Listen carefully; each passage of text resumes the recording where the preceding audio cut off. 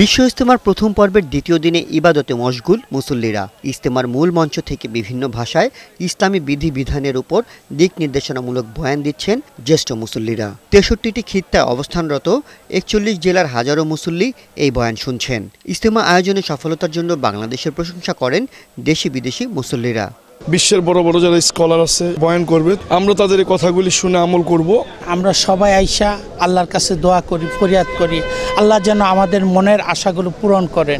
দিনের প্রতি কিভাবে ধাবিত হয়ে মানুষ জান্নাতমুখী হইতে পারে, এটাই মানুষের মূল উদ্দেশ্য।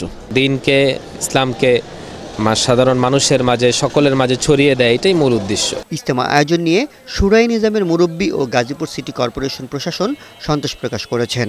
আলহামদুলিল্লাহ, এখানে নিরাপত্তার লাইনে কোনো সমস্যা নেই। আমরা সবাই আসি এবং এখানে এসে দোয়ায়ও শরীক হই এবং দ্বিতীয় ইজতেমাতে আসি, এতে কোনো সমস্যা হবে না ইনশাআল্লাহ। হেফাজতের মালিক আল্লাহ।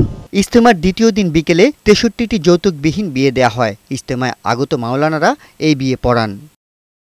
এদিকে রোববার সকালে ইজতেমার প্রথম পর্বের আখেরি মোনাজাত অনুষ্ঠিত হবে।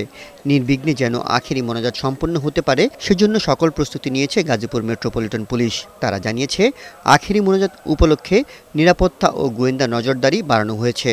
মোনাজাত শেষ না হওয়া পর্যন্ত রোববার ভোর থেকে ঢাকা ময়মনসিংহ মহাসড়কের ভোগড়া বাইপাস থেকে আবদুল্লাপুর এবং ঢাকা টাঙ্গাইল মহাসড়কের বাইপাল হতে আবদুল্লাপুর পর্যন্ত মহাসড়কে যানবাহন চলাচল নিয়ন্ত্রণ করা হবে। এবারের ইজতেমার প্রথম পর্বের আখেরি মোনাজাত পরিচালনা করবেন শুরাই নিজামের শীর্ষ মুরব্বী মাওলানা জুবায়ের।